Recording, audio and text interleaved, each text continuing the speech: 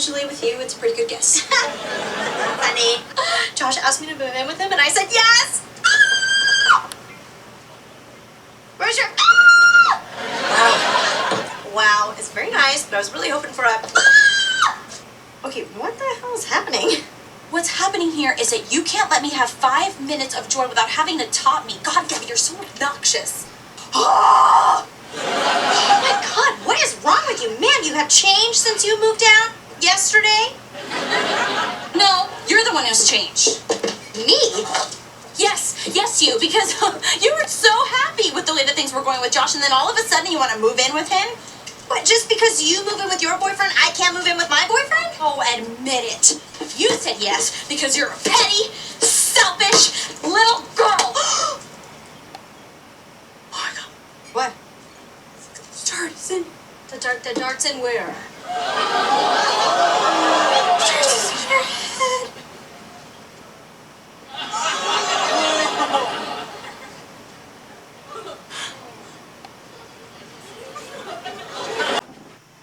Hello everybody, welcome back to my channel. I'm Chuck, and today I'd like to go over a guitar rig rundown. I've collected a fairly decent collection of guitars. Some are simply great, some are superb. And while I get your attention, if there's anything that you find that's inspirational, entertaining, educational, you learn something about it, please like and subscribe. Thanks. What we have here is 2 Les Paul copies, a couple 175 copies, Classical Acoustic, Seagull Acoustic, Angelico, and we have a Fender Jaguar Rock Band exclusive. It's my favorite guitar. This is the IJZ 300. Excuse me, let me correct that. It's the ILS 300 Les Paul copy. The first one you see, I modified with new pickups, Seymour Duncan, new tone knobs, new switch, all the electronics was changed out, and put new tuning keys on it. This is the original ILS 300 Les Paul. Comes with CNC wound pickups, and they are really great sounding pickups. The only thing that I wasn't too very happy with was the tuning keys. That's what you get on an inexpensive guitar. They're not going to put on Schowlers or Grovers. So this one I did leave completely stock. And compared to the Seymour Duncans, I would say the Seymour Duncans have more of a bite sound for rock, jazz, but when it comes to straight blues, this guitar is the winner with the pickups that are already factory installed in it. They didn't put cheap pickups in these. These pickups are pretty decent. Not what you would expect from an inexpensive guitar. The only thing that I said didn't find very efficient were the tuning keys. But as far as quality, I personally have not played a better Les Paul copy. And these Les Pauls play as good or better than the Les Paul. One example is my landlord had an Epiphone copy Les Paul. He played my IYV. Next day I was like, "Where's the Les Paul?" He goes, "I have returned it." He goes, "I'm getting a Gibson." So he was not happy that my IYV played better than his Epiphone. And I hate to tell you, the Gibson he got doesn't play any better. The fit, the finish, the binding, the pickups, the pick guard, everything is perfect. The only thing that you really may get a little bit better at Gibson might be the poly coat. And I'm not dissing this guitar at all because the poly is actually phenomenal. Turn it over, we get a shot of the back. Nothing fancy, but and you can see these are the stock pickups. We're not going to show you the serial number. When we move up to the front, as I said, we can change that out with the Seymour Duncans. JB, there's two models for the front and back. I'm not familiar enough to right off the bat. And see, there's a beautiful knot right there. That if this guitar was ever stolen, and I have another video previously about a stolen guitar, you could sand this guitar forever and you're not going to sand that knot out. The only way they would ever cover it up would be a solid coat of paint. So I like defects like that. Well, not really a defect, just a characteristic of the wood. You get a picture of it, anybody steals it, you find it. True story, that happened. Kid stole the guitar, we found it, and we got the guitar back. The inlays, simply beautiful. The fretboard on this guitar, the accent is so close. I've never played an easier guitar. Can't say enough about the ILS 300. Moving right along, we got the IYV IJZ 300. And I will call that the Blues Master guitar. Originally I was thinking again of changing these pickups out, but when I play the blues on this, it's fantastic. You can see the binding on it. Slightly different from the Les Paul. The Les Paul has a solid white. We get to this binding and we got triple band. Got the two black lines in there. So they upgraded the binding on this guitar. And you can check out the reviews are phenomenal. For what these guitars cost on Amazon, they're regularly in stock. The only thing that I'm really not too happy with is if you see there, the underneath the binding on the inside part of the guitar was not taken care of. But that's what you expect on an inexpensive guitar. If this was a custom Gibson, $1,500 or more, you're not going to get that. You're not going to expect that. I could easily take that to a shop and get it professionally taken care of, which I might do in the future. That's minor. Again, they're using the CNC wound pickups, and these are phenomenal pickups. I decided not to change them on this or the Les Paul. On the Les Pauls, if you notice, the inlay is solid white. Here's the Les Pauls. And they got kind of a little glass shape to it. Where we get to the IJZ 300, they've upgraded it quite a bit with the fancier inlay. And it's still a white inlay on the top, but that's okay. That's white. That's white. This one they got a little colorized. It's kind of like really cool. Same with the top.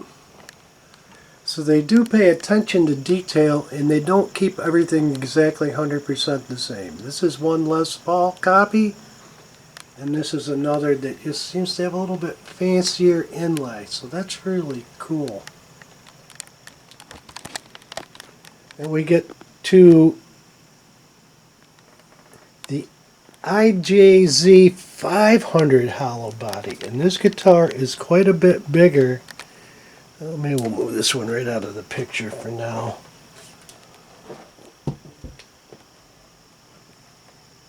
I've always wanted a Gibson 175D that Steve Howe was famous for playing, and you know, it's just, you know, I'm not rich, so when I was a kid growing up, it was tough buying a Les Paul. The 175D was out of my price range by about threefold. We could buy a used Les Paul in 1970 for $400 or $500, and the 175s were still around $1,200 to start. Now I don't think you can touch a Gibson 175D for probably under $2,500. Washburn has a beautiful one. This is a Glenn Burton model, the GE 375 Chicago Electric, and it looks good, but as far as the fretboard, sucks. I had 5 returns to get this one guitar. I had 2 of them. I had a white one, and it's just terrible. The fretboard looks like somebody went down the sides with a file, and you would think that would be only one guitar. Somebody got mad, returned it, and they didn't realize it, and they tried to resell it, but it's not. It's all the guitars had that same. I mean, the sides of the fret, it's just terrible, and the action is so high. It's just, you know, that's kind of what you would expect when an inexpensive guitar is a piece of crap. You know, I am going to get it worked on, because the body, it's, you know, pretty good. It feels like a good, you know, a nice guitar. It just needs to get set up. Possible need to get the entire fretboard reworked. You know, now we're getting more money, so I'm not sure what to do on that. But IYV, Amazon had this on their website, and it was currently not available, and it was really inexpensive. And I go, oh my God, I'd like that guitar, so I put my name on the email one in stock list. I checked out their site, Ivina Guitars, and it's on their site, but you cannot order from their site. They don't have stores in the United States, and from what I understand, if they did have a store in the United States, the price is going to be 10 times more than what we're currently receiving them for on Amazon. It's not 100% political, but there's a little bit of politics, shipping, how they distribute. So Amazon got this in. So put this on Amazon email one in stock list, and whoa, a year later, there it was in stock. I was like, oh my God. I ordered it. I got it. Within less than a week, they were sold out again. Everybody was buying them. They're just a phenomenal guitar. This guitar is huge. As you can see, it dwarfs this one. It really does. It's wider on the body. Okay, the IYV IJZ 500. This is the best guitar I have ever played in my life. It's not about how much the guitar costs, it's how well it's manufactured. It's twice the size of the Glenn Burton. It's way bigger. It's really not guitar to use live. It's just too big. When I wear a strap, I can't even hardly see the fretboard on it. You can see how much wider it is. It's huge. And one thing that does come with a bigger body guitar is a bigger sound. The sound is huge. The pickups on this guitar are phenomenal. The only way I would ever change the pickups out would be to buy another one and do the same thing. Just change one. Everything is nicer on it. Got the bridge. They always use all these little cheap ass things on all the guitars. This one they upgraded. Got the nice wooden bridge on it.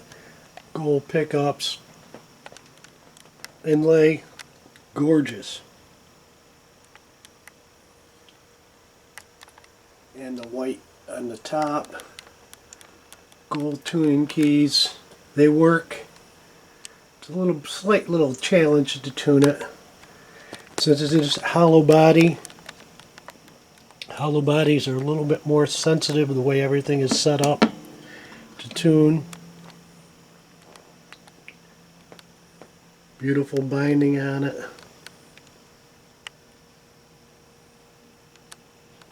And the playability is the easiest guitar I have ever played. And I like playing acoustic. I like playing lead. I like playing electrics. But if I'm in a band, I'm not the best lead guitar player in the world, so I'll play rhythm, preferably if I can. And to fill up the sound of a band, a nice acoustic in the background is nice.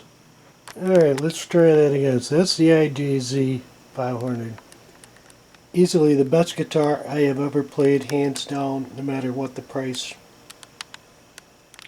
It's just phenomenal. The only thing is, it's not made for stage, it's not made for taking out of the house, it's not made for rock and roll.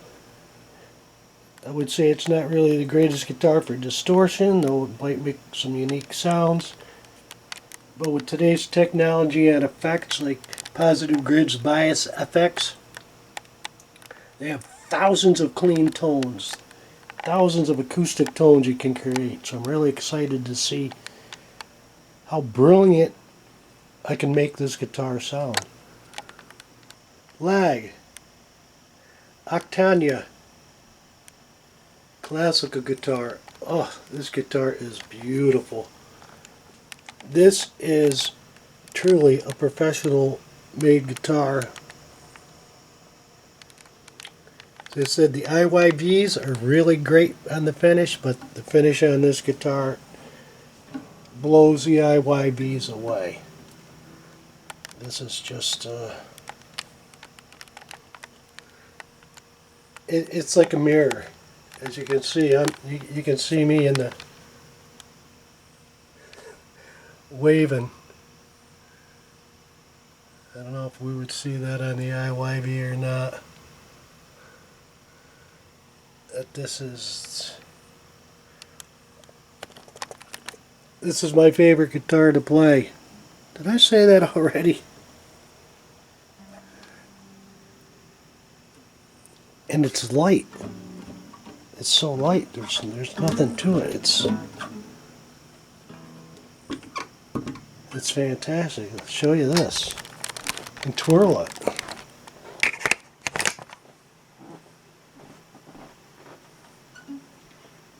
And this guitar is so light, you just find the center spot on the bottom and not even afraid at all that, Eddie, there's not a single guitar I could ever do that with the confidence that I wouldn't drop or damage it. It's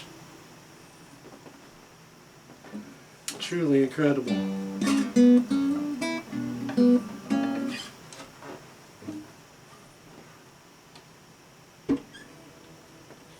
And I like to have a classical guitar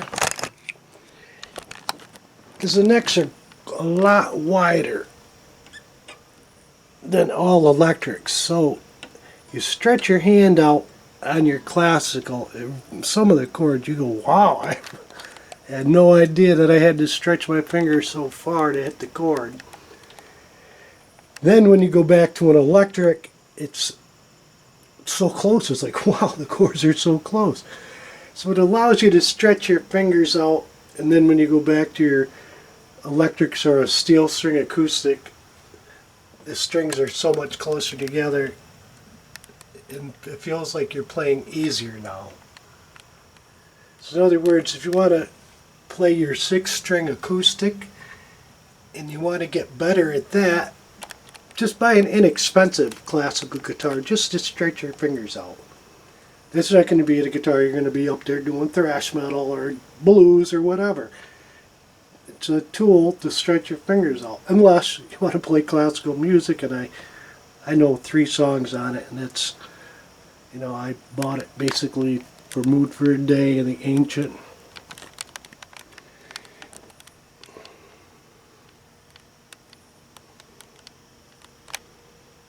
Another thing I really love about the lag is the circle around the sound hole is not perfectly symmetrical. Usually it's just a circle band complete. They don't have the little break in there like that.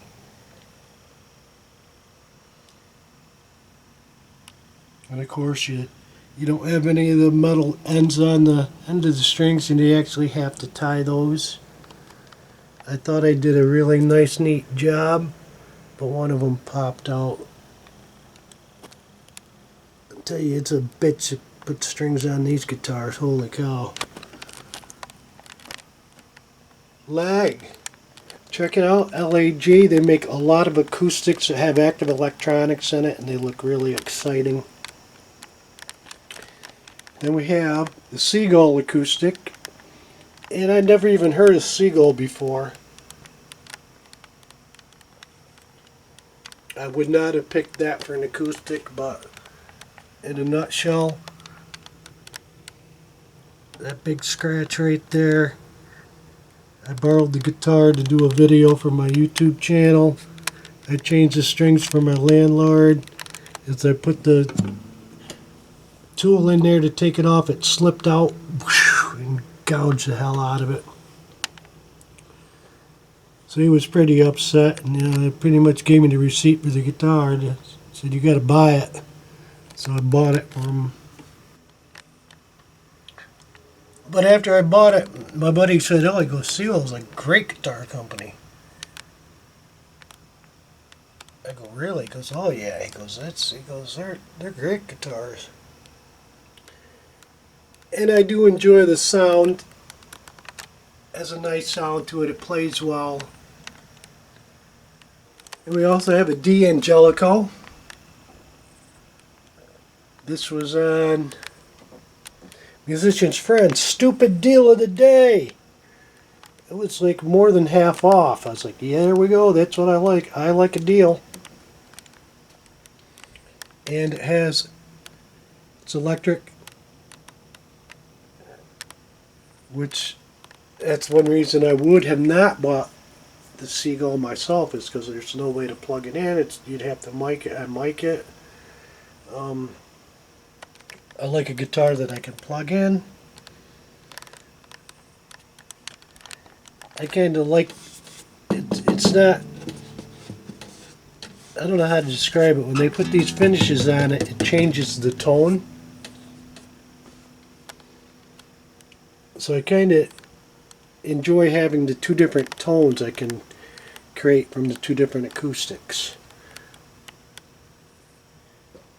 Angelico's been around for a long time, making guitars. They got the nice binding, solid black matte finish on it. With edge binding on it, looks good. Nothing fancy on the inlay. And we get the huge Angelico headstock with the fancy tuning keys. The back is very nice. So far, this guitar is in good shape. I did not scratch, ding, or dent this one.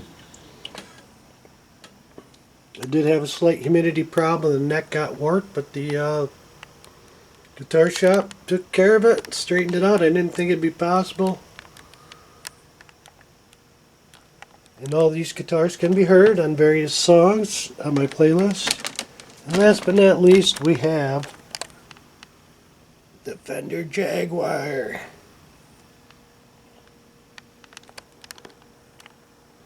Green, red, yellow, blue, orange. Built-in pick. You never lose your pick. Boom, shaka-laka-laka, boom!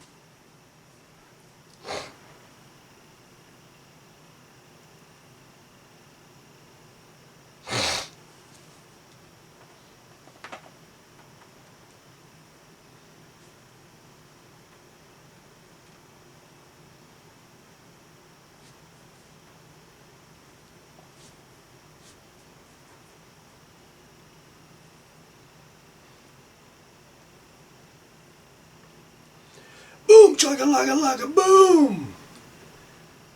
There's my guitar collection so far. I think I added up the total of all the guitars was under $21.85. So that is, I like a bargain. I think I did pretty good with these guitars.